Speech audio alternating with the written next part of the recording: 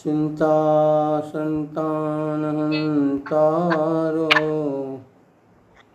यत्पादाम्बुजरेणुः यानाभितान्निजाचार्यां प्रणमामि मुहुर्मुहुः यदनुग्रहतो जन्तु सर्वदुःखातिगो भवेत् तमहं सर्वदा वन्दे श्रीमद्वल्लभनन्दनम् अज्ञानतिमिरान्धस्य ज्ञानाञ्जनशलाकया चक्षुरुन्मिलितं येन तस्मै श्रीगुरुवे नमः। नमामि हृदये शेषे लीलाक्षिराब्धिसायिनं लक्ष्मीसहस्रलीलाभिः सेव्यमानं कलानिधिं चतुर्भिश्च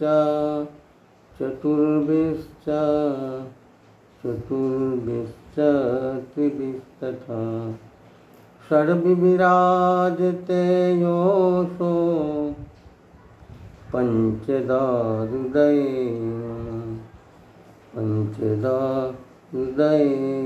मम।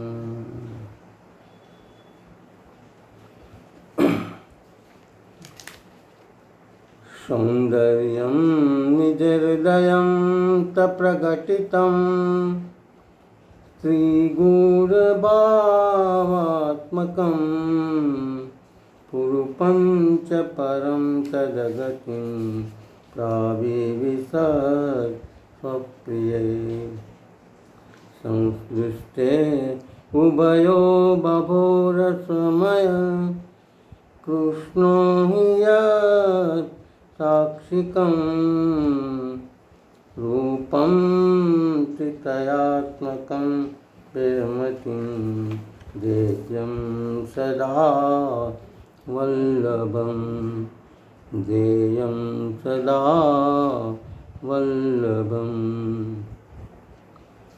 अहं हरे तव पादे कमल दासानुदासो भवितास्मि भूय मनस्मरेता सुपते गुणास्ते गुणितवाक्कर्मकरोतु काय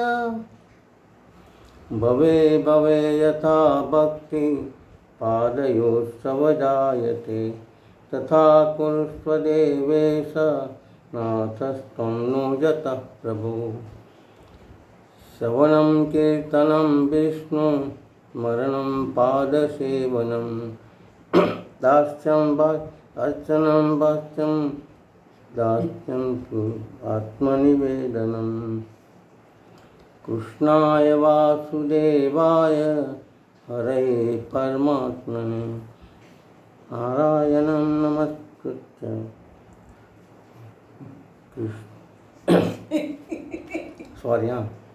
श्रीकृष्ण शरणं मम श्रीकृष्ण शरणं मम श्रीकृष्ण शरणं मम श्रीकृष्ण शरणं मम श्रीकृष्ण शरणं मम श्रीकृष्ण शरणं मम श्रीकृष्ण शरणं मम श्रीकृष्ण शरणं मम श्रीकृष्ण शरणं मम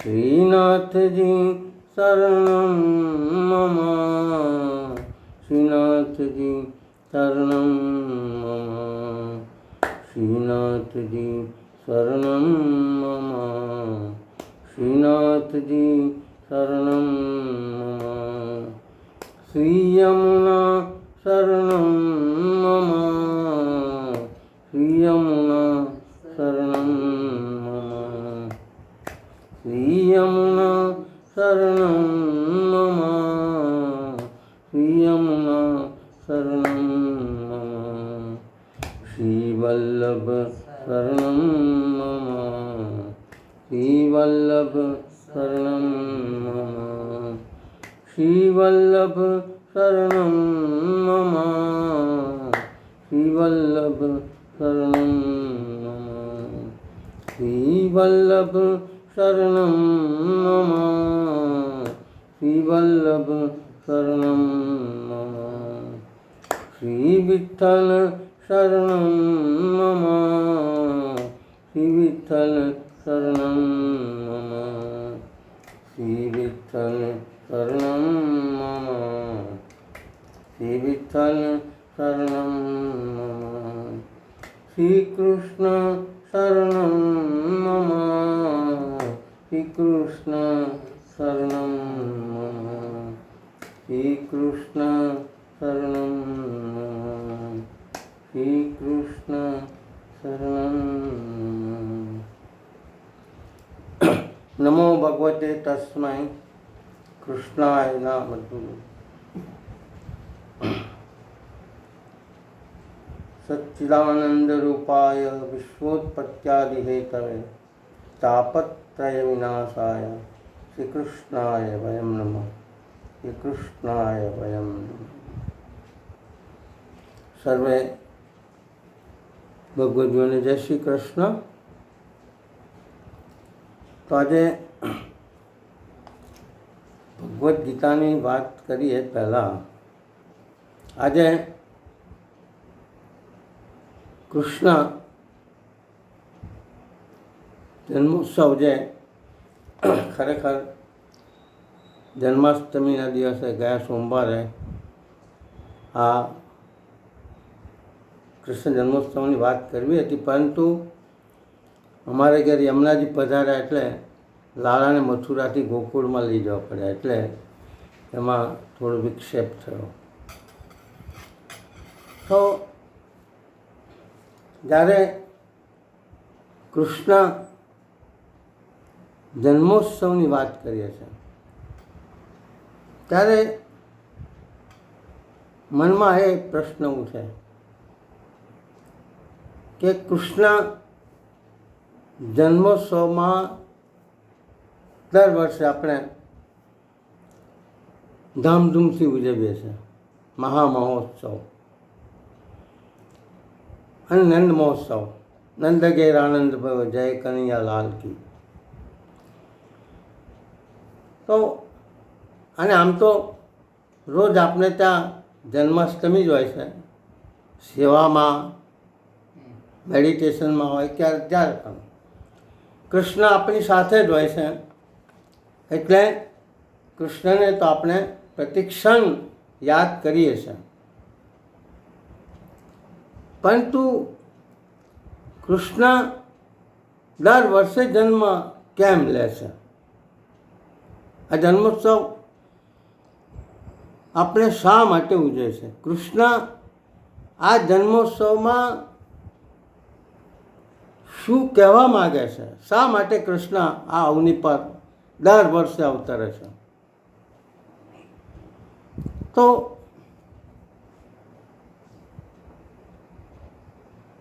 આ માનવ એ સદીઓથી જીવનમાં કંઈક ખોવાય છે। હજારો વર્ષોથી માણસ દરેકના જીવનમાં જે ખોવાયું છે એ ખોવાયું છે એને શોધવાનો પ્રયત્ન દર વર્ષે કરે છે, રોજ કરે છે, આમ તો સદીઓથી। શું ખોવાયું છે એની ખબર નથી, પરંતુ કૃષ્ણને આ ખબર છે। કૃષ્ણને આ ખબર છે એટલા માટે એ દર વર્ષે આ યાદ કરાવવા આવે છે ભાઈ કે તમારી પાસે તમારું જે ખોવાયું છે એ ખોવાયું વિશેની ચાવી જે છે એ ચાવી મારી પાસે છે અને ચાવી આપવા માટે દર વર્ષે હું તમારી પાસે આવું છું. અને અત્યારે તો કૃષ્ણનો જન્મ આજથી 5000 વર્ષ પૂર્વે થયો હતો, 5200 વર્ષ કે જે હોય તે. તો આજે આપણે યાદ કરીએ છીએ અને આજે કૃષ્ણ જન્મની પ્રસ્તુતતાની પ્રાસંગિકતા તે વખત કરતાં પણ વધારે દેખાય છે. બદલતે હુએ મુલ્ક કી શિકલ દેખ रहता हूँ. એક શાયરે બહુ સરસ વાત કરી. बदलते हुए मुल्क की शिकल देख रहा हूँ, जहाँ देखूँ वहाँ कफन ही देखता हूँ. इस मुल्क से कैसे गायब हो गई चैन. यहाँ कोई धन से दुखी है, कोई तन से दुखी, कोई मन से दुखी. यहाँ सब दुख ही दुख है, सुखी केवल गोविंद दास. તો આજે બધા જ દુઃખી છે. અને આ 21મી સદીમાં કૃષ્ણની પ્રસ્તુતતા એટલા માટે છે કે અત્યારે સમગ્ર વિશ્વમાં અને સમગ્ર માનવ જાત પર એક ડિપ્રેશનનું મોજું ફરી વળ્યું છે. માણસ આજે તણાવ, સ્ટ્રેસ, અશાંતિમાં જીવે છે. અને અશાંતિ એ આ રીતે ઠેર ઠેર જોવા મળે છે. અને માણસનું જીવન, માણસનું વૈચારિક સ્તર, નૈતિક સ્તર કેટલું નીચું ગઈ રહ્યું છે એ અત્યારના જે બનાવો બની રહ્યા છે એ બનાવોથી લાગે છે કે માણસ અત્યારે બહુ દુઃખી છે. અને એનું રિફ્લેક્શન અત્યારે જે ઘટનાઓ બની રહી છે, હિંસક ઘટનાઓ, રેપ, બળાત્કાર અને બાવાઓ, સંતો, ધર્મગુરુઓના જે બબાલો, એને લઈને આ કૃષ્ણ જન્મોત્સવની કૃષ્ણ કહે છે કે અત્યારે બહુ જરૂર છે, કારણ કે ધર્મમાં ગ્લાનિ અત્યારે તે કરતાં વધારે છે. અને એટલે કૃષ્ણ આ જન્માષ્ટમી દર વર્ષે આ યાદ કરાવવા આવે છે કે ભાઈ તમારું જે ખોવાઈ ગયું છે એ તમને તો ખબર નથી, ખબર હોય તો તમે એના માટે સભાન નથી, જાગૃત નથી, એ શોધવાનો પ્રયત્ન કરો છો પરંતુ બીજી દિશામાં કરો છો.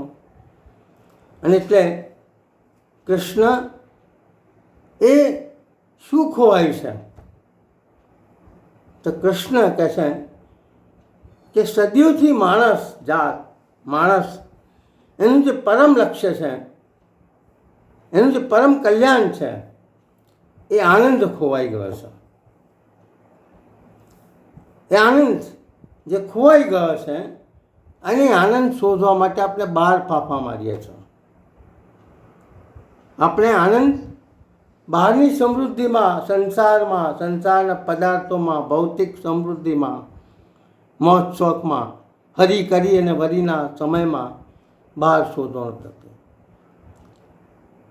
આ આનંદની ચાવી જે ખોવાઈ છે એ કૃષ્ણ કહે છે આનંદની ચાવી મારી પાસે છે અને આપવા માટે હું દર વર્ષે આવું છું. અને આનંદની ચાવી કૃષ્ણ કહે છે કે જેને મને શોધવાનો પ્રયત્ન કર્યો છે, આનંદ શોધવાનો પ્રયત્ન કર્યો છે, આનંદ એટલે ભગવાન કૃષ્ણ. કૃષ્ણ એ જ આનંદ છે. પૂર્ણાનંદ હોય તસ્માત કૃષ્ણ એવ ગતિર્મમ, જે મહાપ્રભુજી કહે છે. તો એ આનંદ એ મીરાબાઈને એ ચાવી મળી છે, નરસિંહ મહેતાને એ ચાવી મળી છે, ધ્રુવને એ ચાવી મળી છે, પ્રહલાદને ચાવી મળી છે, અષ્ટસખાઓને ચાવી મળી છે, 84,252 વૈષ્ણવોને આનંદની ચાવી મળી છે. પરંતુ એ આનંદની ચાવી અત્યારના આધુનિક માણસમાંથી ખોવાઈ ગઈ છે. અને મેળવવા માટે આપણે સતત વર્ષોથી, સદીઓથી માણસ જાત આ પ્રયત્ન કરે છે. અને અત્યારના સ્ટ્રેસ અને એના સમયમાં કૃષ્ણનું આખું જે કૃષ્ણ જે છે ને એક નટખટ ભગવાન છે, ડાન્સિંગ ગોડ કહે છે બધા એને. કૃષ્ણ એ હંમેશા હસતા રહ્યા છે. કૃષ્ણે આ જ શીખવાડ્યું છે કે જે આનંદ ખોવાઈ ગયો છે એ આનંદ આપવા માટે હું આવ્યો છું. પરંતુ કૃષ્ણ કહે છે કે જીવનમાં જે હસતો રહેશે અને એ જે હસતો રહેશે એ હસવા જે આનંદના જે છે એ માટે હું આવ્યો છું આપણી પાસે. અને સંત જ્ઞાનેશ્વરે પણ આ વાત કરી કે કૃષ્ણ કોણ છે, કૃષ્ણ કેવો છે? ઉપર મેઘ શ્યામ ગર્જના કરી રહ્યો છે. સંત જ્ઞાનેશ્વર કહે છે ઉપર મેઘ ગર્જના કરી રહ્યો છે, નીચે મેઘ શ્યામ વાંસળી વગાડી રહ્યો છે. નીચે મેઘ શ્યામ વાંસળી વગાડી રહ્યો છે. તો કૃષ્ણ એ જુઓ કે કૃષ્ણ આપણે તો કશું જ નથી, આપણા જીવનમાં તો કોઈ સ્ટ્રેસ તણાવ કૃષ્ણની સરખામણીમાં છે જ નહીં. કૃષ્ણનું આખું જીવન એ હંમેશા મુશ્કેલીઓમાં જ જીવ્યા છે. જન્મ થયો પણ કારાવાસમાં, જન્મ પછી ગોકુળ આવ્યા, 6ઠ્ઠા દિવસે જ પૂતના આવી, પછી સટ્ટાસુર આવ્યો, બગાસુર આવ્યો, સટ્ટાસુર આવ્યો, કાલી દમન આવ્યો. આ બધા એક પછી એક આવતા જ ગયા. એટલું નહીં પરંતુ કૃષ્ણ મથુરા ગયા તો મથુરામાં પણ કંસ, દ્વારકામાં પણ. તો કૃષ્ણના જીવનમાં સતત સંઘર્ષ, પડકાર અને દુઃખો જ હતા. છતાં પણ કૃષ્ણ એ હંમેશા હસતા રહ્યા છે. એટલે કૃષ્ણ આપણને આ જ કહે છે કે તમારે જો આનંદ મેળવવો હોય તો આનંદ માટે કૃષ્ણ કહે છે કે માનવ જીવનમાં દુઃખના વાદળો ગડગડાટ કરતા હોય, માનવ જીવનમાં દુઃખના વાદળો ગડગડાટ કરતા હોય, યાતનાઓનો મુશળધાર વરસાદ વરસતો હોય, યાતનાઓનો મુશળધાર વરસાદ વરસતો હોય, મૂંઝવણનો અંધકાર વ્યાપી ગયો હોય જીવનમાં, વિપત્તિની વીજળી ગર્જના કરતી હોય, ત્યારે કૃષ્ણ કહે છે કે હસતા રહો, ગીત ગાતા રહો, નૃત્ય કરતા રહો. એ જ કૃષ્ણ જન્મોત્સવનો મોટો સંકેત છે. તો કૃષ્ણ જન્મમાં કૃષ્ણ આ જ વાત આપણને કરી રહ્યા છે કે જીવનમાં તમારે જે ખોય છે, એટલે કૃષ્ણએ માનવ જીવનને આનંદના પાઠ શીખવ્યા છે. અને આનંદના પાઠ એ આનંદ કૃષ્ણ કહે છે કે આનંદ તમે શોધો છો, પરંતુ કૃષ્ણ કહે છે કે આનંદની ચાવી તમારી પાસે જ છે, છતાં પણ તમને ખબર નથી. અને એ ચાવી છે આનંદનો જે ખજાનો મેં તમને આપ્યો છે. એ આનંદનો ખજાનો એ તમે જે શોધો છો બહાર, એ આનંદનો ખજાનો એ તમે તમારી અંદર જો ડોક્યું કરો તો આનંદનો અપાર ખજાનો આપણી અંદર ભગવાને આપ્યો છે, કૃષ્ણે આપ્યો છે. પરંતુ આપણે જે આનંદની વાત કૃષ્ણ કરે છે, અધ્યાત્મ કરે છે, શાસ્ત્રો કરે છે, એ આનંદ નહીં, પરંતુ આપણે આનંદ એટલે સંસારનો સુખ, સંસારનો આનંદ જે ક્ષણિક નાશવંત છે. કારણ કે સંસાર દુઃખાલયમ શાશ્વત, સંસારની કોઈ વસ્તુ એ આપણને સુખ આપતી નથી. અને જેને આપણે સુખ કહીએ છીએ જાજવાના જળ જેવું, કે ઘડીક સુખ લાગે ત્યારે તે સુખ એક ક્ષણિક જતું રહે. તો આ જે આનંદ, સુખ આનંદ છે આપણી અંદર છે, એ સુખ આનંદ ભગવાન કૃષ્ણએ આ પોતાના જીવનમાં જે લીલાઓ કરી, એ લીલા ભગવાને જે કરી, કૃષ્ણએ કરી, એ કૃષ્ણ લીલાનો જો સંકેત આપણે સમજીએ તો કૃષ્ણની બાળ લીલા, કિશોર લીલા, પ્રૌઢ લીલા અને કૃષ્ણની યુવા લીલા, એટલે કૃષ્ણ એ બધા જ જીવનના બધા જ પાસાઓ, બધી જ જે જીવનની ઘટનાઓ છે એમાંથી પસાર થયેલા છે. અને એટલે કૃષ્ણને જોઈએ તો કૃષ્ણનું બે સ્વરૂપ આપણે સામાન્ય રીતે જોઈએ છે, ધર્મ સ્વરૂપ અને ધર્મી સ્વરૂપ. આ ધર્મ સ્વરૂપ એટલે ચોથા અધ્યાયમાં, ભગવદ્ ગીતાના ચોથા અધ્યાયમાં જે 11માં વાત કરી છે, યદા યદા હિ ધર્મસ્ય ગ્લાનિર્ભવતિ ભારત અભ્યુત્થાનમ અધર્મસ્ય તદાત્માનમ સૃજામ્યહમ પરિત્રાણાય સાધૂનામ વિનાશાય ચ દુષ્કૃતામ ધર્મ સંસ્થાપનાર્થાય સંભવામી યુગે યુગે. એટલે કૃષ્ણ કે જે જ્યારે જ્યારે ધર્મમાં ગ્લાનિ આવે છે ત્યારે ત્યારે હું આવું છું. અને એટલે આજે કૃષ્ણ એ આપણી સાથે આ અવની પર જન્માષ્ટમી નહીં પરંતુ રોજ પ્રતિ ક્ષણ પ્રતિપલ આપણી સાથે છે. આ યાદ કરવા માટે કે તમે જે ભક્તિ કરો છો એનાથી કૃષ્ણને સંતોષ છે કે નહીં એ ખબર નથી, પરંતુ કૃષ્ણ તો આ જ કહે છે કે જે ભક્તિ તમે કરો છો, જે ભક્તિ દ્વારા તમે જે આનંદ મેળવો છો, એ આનંદ એ ભગવદ્ ગીતામાં કે ભાગવતમાં જે વાત કરે છે એ આનંદની જે વાત છે, એ ભક્તિની જે વાત છે, એ વાત કંઈક જુદી છે. એ આપણે વાત કરીશું આગળ. તો કૃષ્ણ એ જે ધર્મ સ્વરૂપે કૃષ્ણ એ બે રીતે લીલા કરી આપણને ખબર છે ભાગવતમાં, ધર્મ સ્વરૂપ અને ધર્મી સ્વરૂપ. તો ધર્મ સ્વરૂપે કૃષ્ણ એ મથુરામાં જે અવતર્યા એ કૃષ્ણનું ધર્મ સ્વરૂપ હતું.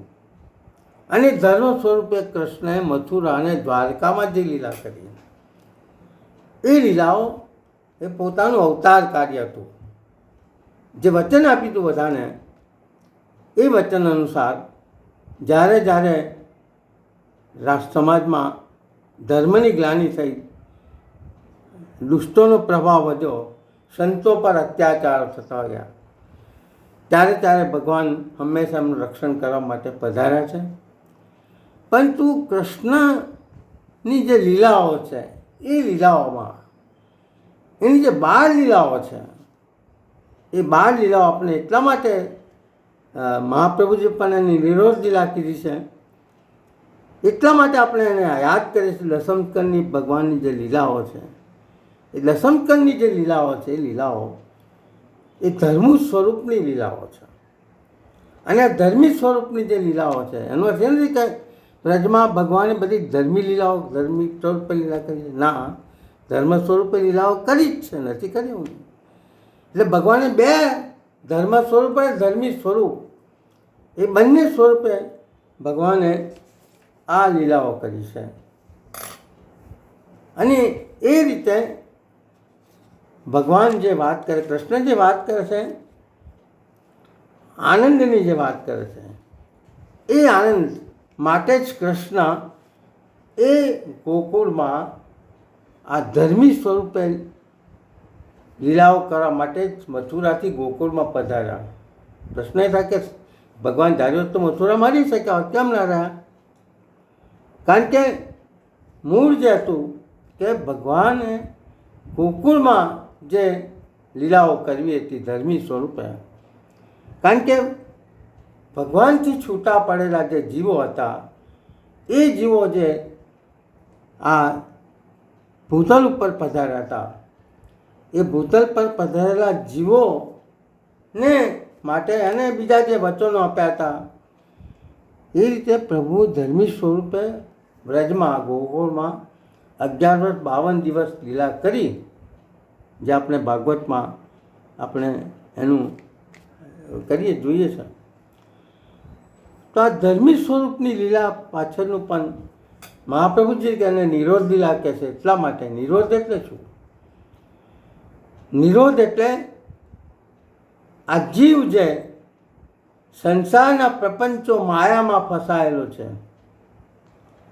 જે જન્માષ્ટમીનો જે સંકેત છે કે આનંદ જે ખોવાયો છે, આનંદને યાદ કરવા માટે કે જે સંસારમાં સુખ શોધે છે જીવ, સંસારના જે પ્રપંચો છે, સંસારની જે માયા છે, સંસારની જે અહંતા મમતા છે, એમાંથી જીવની આસક્તિ કેવી રીતે દૂર કરવી અને જીવને પોતાના તરફ કઈ રીતે એની આસક્તિ વધારવી.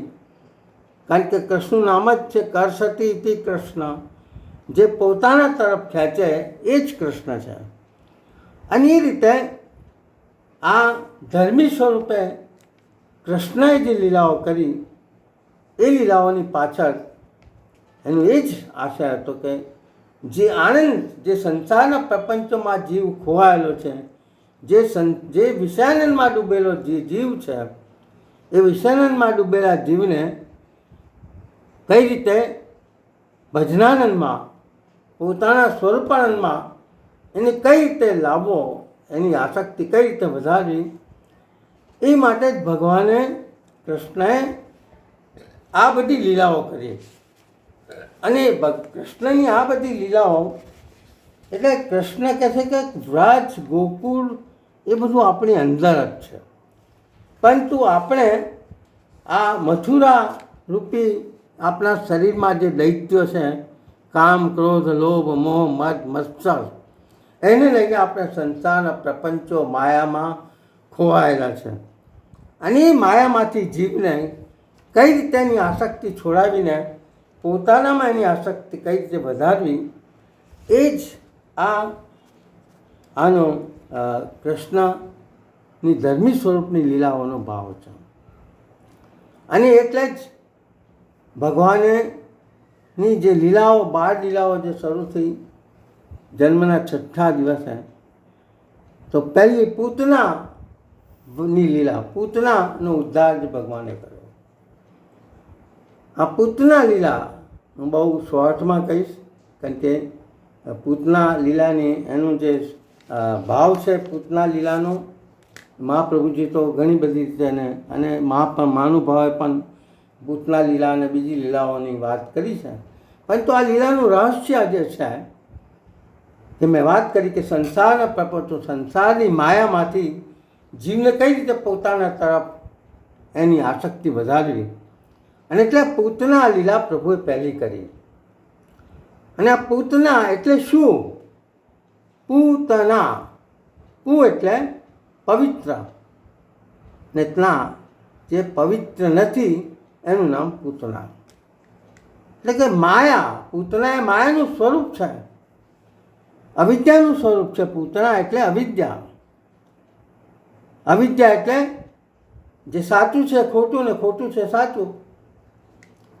તો આ અવિદ્યાને દૂર કરવા માટે ભગવાન કહે છે પૂતના લીલાનો જે સંકેત છે એ આ જ છે કે જીવ જ્યાં સુધી આપણી અંદર આ અવિદ્યા છે, પૂતના રૂપી કામ ક્રોધ લોભ મોહ મત્સર, એ અવિદ્યા છે, ત્યાં સુધી સંસારના પ્રપંચો આપણને છોડતા નથી. એટલે કે ભગવાન કહે છે કે કૃષ્ણ કહે છે મારા સુધી આવવું હોય તો તમે આ પૂતના રૂપી જે અવિદ્યા છે એને દૂર કરો. અને ભગવાને પહેલી આ પૂતનાને દૂર કરી. ત્યાર પછી શક્તાસુર, તૃણાવત લીલા એ કામ ક્રોધ લોભની લીલા છે, રાજા વૃત્તિ જે છે એને દૂર કરવા માટે ભગવાને આ શક્તાસુર, તૃણાવત, બકાસુર આ બધી લીલા કરી. એટલે જીવમાં જે આ વિદ્યાને લઈને જીવ જે પોતાનું સ્વરૂપ ભૂલી ગયો, એ સ્વરૂપને યાદ કરવા માટે, અને કારણ કે સ્વરૂપ ભૂલી ગયો એટલા માટે સંસારની અહંતા મમતામાં ફસાઈને સંસારની માયા એને બળગેલી છે. એટલા માટે કહે છે કે આ જે ત્યાર પછી કૃષ્ણએ કાલી દમન લીલા કરી. તો કાલી દમન લીલામાં કાલી દમનનું ભગવાને દમન કર્યું, પણ તેની પાછળ શું કારણ, શું ભાવ છે? તો કાલી દમન લીલા એ આપણી અંદર ઇન્દ્રિયાધ્યાસનું પ્રતીક છે. આજે માણસ એ પોતાની જે ઇન્દ્રિયો છે એ ઇન્દ્રિયોના રસમાં જ ખોવાયેલો છે. આપણી જે 5 જ્ઞાનેન્દ્રિયો, એ 5 જ્ઞાનેન્દ્રિયોના જે વિષયો છે શબ્દ, રૂપ, રસ, ગંધ અને સ્પર્શ, એટલે આપણું જીવન કે કૃષ્ણએ જોયું કે આ માણસ એ આ સતત પોતાના ઇન્દ્રિયોના એમાં પોતે રત રહે છે. કોઈને શબ્દ સાગરમાં વધારે રસ છે, કોઈને રસ સાગરમાં ડૂબેલો છે, કોઈ સ્પર્શ સાગરમાં ડૂબેલો છે, કોઈની એટલે દરેકને એક કે બીજી રીતે ઇન્દ્રિયોનું સુખ જોઈએ છે ને ઇન્દ્રિયોના સુખમાં ડૂબેલો છે. અને એટલે ગોપીઓ પણ આ કહેશે ગોપી ગીતમાં, વિસજલાપ્યયાત વ્યાલ રાક્ષસાત પરસમારુતાત વૈદ્યુતાનલાત વૃષભ. એ જે છે ત્રીજો શ્લોક જે છે ગોપી ગીતનો, એ ત્રીજા શ્લોકમાં ગોપીઓ ભગવાનને શું વિનંતી કરે છે? ગોપીઓ એટલે આપણે પણ ગોપીની જેમ ભગવાનને આ આપણા આનંદનું જે સ્વરૂપ છે એ માટે ગોપીની જેમ આપણે પણ પ્રભુને વિનંતી કરીએ, હે પ્રભુ, ઇન્દ્રિય સાગરમાં ડૂબેલી અમારી ઇન્દ્રિયોને તમારા રસ સાગરમાં ડૂબવા દો. હે પ્રભુ, આપ તો રસના ભરેલા છો, રસો વૈસા. અમારી ઇન્દ્રિયો તો સંસારના રસ સાગરમાં ડૂબેલી છે. ગોપીઓ કહે છે, પ્રભુ, અમને પણ તમારા પ્રેમ રસમાં ડૂબવા દો. પ્રભુ, અમારી આંખોને તમારા રૂપમાં, તમારા સૌંદર્યમાં ડૂબવા દો. માણસની આ ઇન્દ્રિય આંખ જે છે, આંખમાં ઘણા વિકારો છે. અને એટલે ગોપીઓ અહીંયા કાળી દમન લીલા દ્વારા એ કહેવા માગે છે, હે પ્રભુ, અમારી આંખ એ તમારે જોવા માટે છે. અને એટલે આપણા જે કહે છે કે આંખ એ પ્રભુના દર્શન માટે, પ્રભુની લીલાઓ માટે છે. એટલે ગોપીઓ પણ એ કહે છે કે પ્રભુ, અમારી આંખને તમારા રૂપમાં, તમારા સૌંદર્યમાં ડૂબવા દો. હે નાથ, અમારા કર્ણને તમારી મુરલીમાં ડૂબવા દો. આ કર્ણ શું કરે છે? કાનનું કામ શું? કૂથલીઓ સાંભળવાનું. આપણું કાન આપણે આ જ કરીએ છીએ.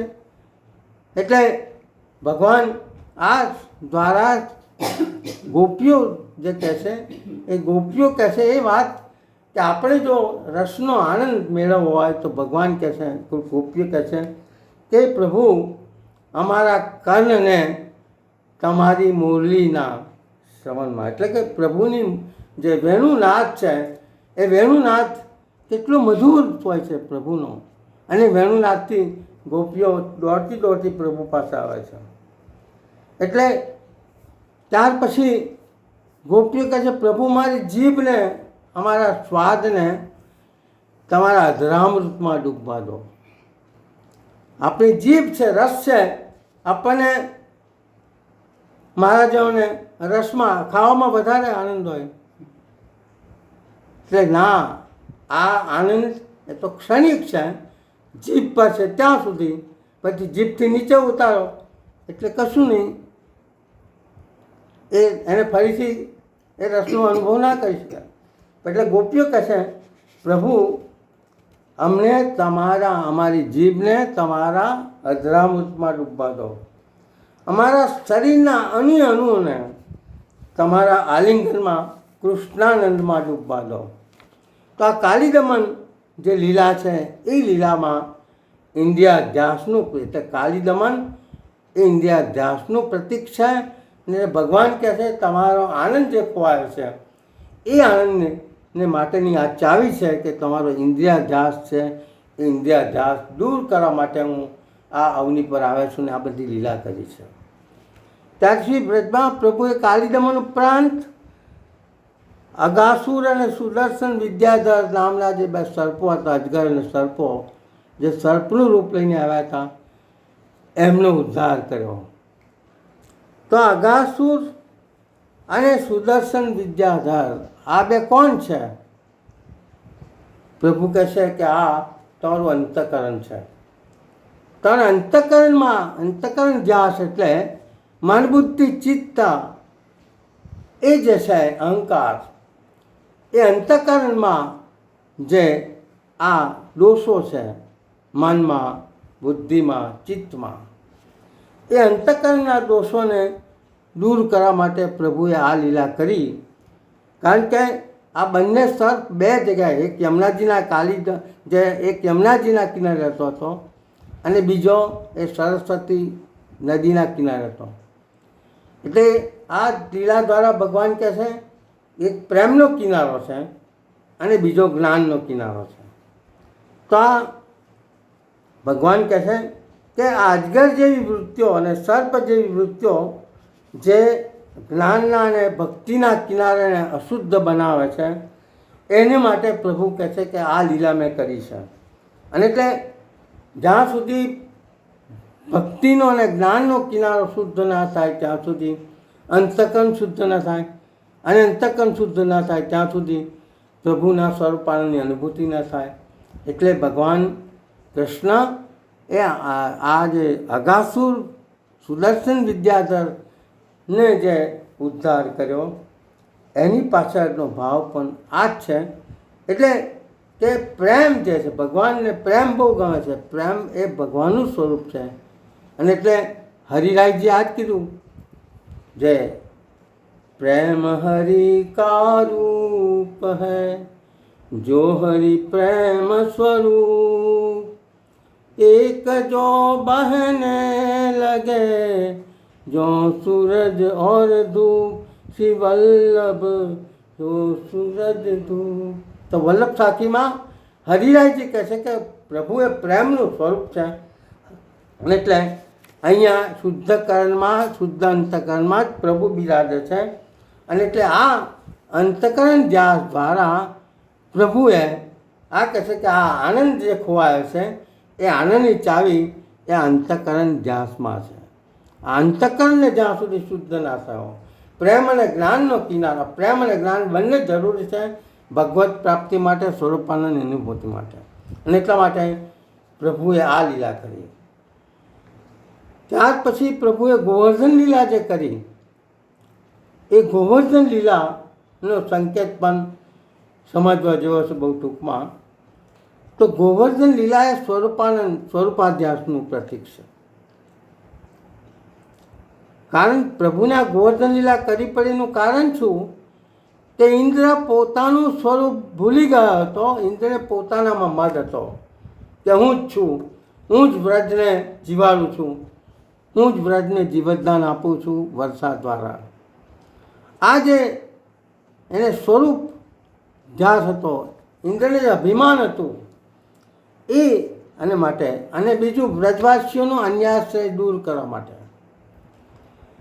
અને ગોવર્ધન લીલા દ્વારા ભગવાને જે વાત કરી કે જ્યાં હું હોઉં ત્યાં આગળ મારા સિવાય કોઈનું પૂજન હું ચલાવી ના લઉં, અને જે મારા સ્તરને આવે છે એને હું અભય આપું છું. અને ત્યાં ગોવર્ધન લીલા જે પ્રભુએ કરી એની પાછળ પણ આપણે પણ સ્વરૂપ, આપણે આપણું સ્વરૂપ ભૂલી ગયા છે. અને એટલે ભાગવતમાં પણ આ ઠોકીને આપણને કહે છે કે સ્વરૂપાધ્યાસ, સ્વરૂપ વિસ્મૃતિને લઈને માણસ એ આ સંસારના પ્રપંચમાં ફસાવે છે. એટલે ભગવાન કહે છે કે આનંદની જે ચાવી છે એ આ તમારું સ્વરૂપ, તમે કોણ છો એ સ્વરૂપને ઓળખો. અને એટલા માટે ભગવાને આ લીલા કરી. એટલે ગોવર્ધન લીલા એ ગોવર્ધન ઇન્દ્રિય એટલે ભક્તિવર્ધનની લીલા છે કે ભગવાનની ના શરણમાં જાઓ તો ભગવાન કહે છે કે મારા શરણમાં આવો તો તમારી ભક્તિનું વર્ધન થાય છે. તો આ ટૂંકમાં ભગવાને આ જન્માષ્ટમીના સંકેતમાં અને પ્રભુએ જે બધી લીલાઓ કરી એ લીલાઓને આપણે જો આ રીતે જોઈએ તો પ્રભુની આ બધી લીલાઓનું જે રહસ્ય છે એ રહસ્ય એનો જે સંકેત છે એને જો આપણે સમજીએ તો પ્રભુએ આ લીલાઓ કંઈ દૈત્યોનો નાશ કરવા માટે કરી છે તો પ્રભુ ગમે ત્યારે કરી શકે. પરંતુ જે ભગવાન કહે છે જન્માષ્ટમીના દિવસે પ્રભુ આપણને જે યાદ કરાવવા માગે છે કે આ જીવ અત્યારે જે આનંદની ઉણપ છે, અને એટલે કૃષ્ણ તો કહે છે કે હું તો આનંદ આપવા માટે વર્ષોથી સદીઓથી આવ્યો છું. એટલે કૃષ્ણ કહે કે આર પાર અધળક ઊભો છું, આર પાર આસપાસ અધળક ઊભો છું, તમે પાછા વળીને મને મળજો, તમે મીરાની જેમ મને મળજો, તમે મીરાની જેમ મને મળજો. કારણ કે ભગવાને આનંદની ચાવી આ બધાને આપી છે, કારણ કે બધાએ આનંદનું જે સ્વરૂપ છે એ સ્વરૂપને સમજ્યા છે, અને આનંદની જે ચાવી છે એ ચાવી આ બધા સમજ્યા છે. ને એટલા માટે ભગવાન એ કહે છે કે આનંદની ચાવી આપવા માટે આવ્યો છો. અને એટલે આપણા શ્રીનાથજી બાબા પણ હાથ ઊંચો કરીને આપણને બોલાવે છે કે આવો આવો, તમારો મારો શરણમાં આવો, હું તમને શરણમાં મુક્તિ કરીશ. શ્રી કૃષ્ણ શરણમ મમની જે વાત છે એ જે શ્રી કૃષ્ણ શરણમાં ગયા છે, જેને પ્રભુની અનન્ય ભક્તિ અનન્ય શરણાગતિ સ્વીકારી છે, એને પ્રભુએ ચોક્કસ પોતાના સ્વરૂપાનંદની અનુભૂતિ આપી છે. અને એટલે આ જન્માષ્ટમી એ આજે દર વર્ષે આપણે જે ઉજવે છે, અને એ અત્યારના સંદર્ભમાં એની જે મેં વાત કરી કે વિશ્વમાં અને માનવ સમાજમાં એક ડિપ્રેશનનું જે વાવાઝોડું મોજું આવી રહ્યું છે, અને એ જો આ કૃષ્ણ જન્મોત્સવનો સંકેત, આ કૃષ્ણનું જીવન જો એનો સંદેશ આપે, એટલે કૃષ્ણનું જીવન એ કૃષ્ણને સમજવાનો, કૃષ્ણની લીલાઓને વાગોળવાનો, કૃષ્ણના જીવન સંગીતને માણવાનો આ કૃષ્ણ જન્મોત્સવનો સંકેત છે. અને એ રીતે આ ભગવાન આ કૃષ્ણ આપણો સંબંધ, બીજી વાત કે કૃષ્ણ એ કહે છે કે કૃષ્ણને આપણો સંબંધ જે છે એ આપણો સંબંધ એ અનિત્ય છે, નિત્ય છે, અનિત્ય છે. કારણ કે આપણે કૃષ્ણના જ અંશ છે, અને તે જીવ પ્રભુનો અંશ છે. અને કૃષ્ણ કહે છે કે મારો જે આનંદ છે હું પૂર્ણાનંદ છું, પરંતુ જીવમાં પણ એ આનંદ છે, આનંદ હતો અને છે, પરંતુ એ આનંદ એ ભૂલી ગયો છે, એ આનંદ એનો ખોવાઈ ગયો છે, જીવનમાં આ ખોવાઈ ગયું છે. અને એટલા માટે કૃષ્ણ આ યાદ કરવા માટે દર વર્ષે રોજ સેવામાં અને આપણે મેડિટેશનો પણ કહે છે. એટલે કૃષ્ણ કહે છે કે મને બહાર જે આનંદ શોધો છો ભક્તિ દ્વારા, ભક્તિ કરો છો બરાબર, આનંદની પ્રતીક છે, પરંતુ જે ખરેખર આનંદ છે એ આનંદ એ આપણી અંદર છે. અને એટલે આ કૃષ્ણ જન્મોત્સવનો એક સંકેત છે કે આપણે કૃષ્ણનો આનંદ જે બાહ્ય ભક્તિ દ્વારા, પ્રભુના ગુણાનુવાદ દ્વારા, કીર્તન દ્વારા, પાઠ દ્વારા, સત્સંગ દ્વારા, કથાઓ દ્વારા કરીએ છીએ, પરંતુ જે આનંદ એ પ્રભુ સવારના પહોરમાં જે આનંદની લાગણી કરે છે, ખાસ કરીને ખાસ મુહૂર્તમાં પ્રભુ જે અમૃત વેળાએ જે પ્રભુ આનંદની અનુભૂતિ કરાવે છે, એ આનંદની અનુભૂતિ, એ આનંદની અનુભૂતિ જેને થાય છે, જેને કરે છે, એ આનંદની અનુભૂતિ એ એનું સાચું સ્વરૂપ છે. અને એટલે આપણે બધા કેટલા એટલે ભગવાન કહે છે એકાંતમાં બેસીને મેડિટેશનને અર્થ એ નથી કે, પરંતુ આપણે સેવામાં તો કહીએ છીએ બરાબર, પરંતુ આપણે રોજ કેટલા એકાંતમાં બેસી શકીએ છીએ, અને ખાસ કરીને સવારમાં કેટલા મેડિટેશન કરે છે.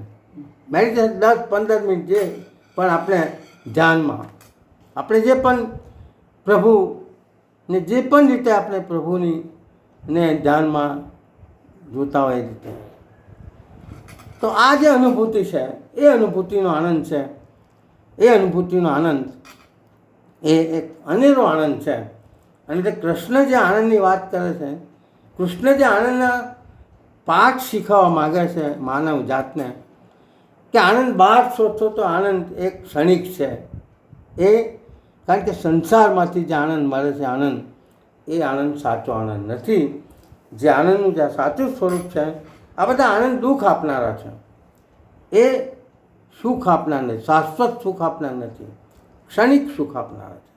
એટલે કૃષ્ણનું જીવન સંગીત જે છે, એ કૃષ્ણના જીવનનો જે સંદેશ છે, એ ગુણવંત શાહનું જે પુસ્તક છે કૃષ્ણનું જીવન સંગીત બહુ વાંચવા જેવું છે.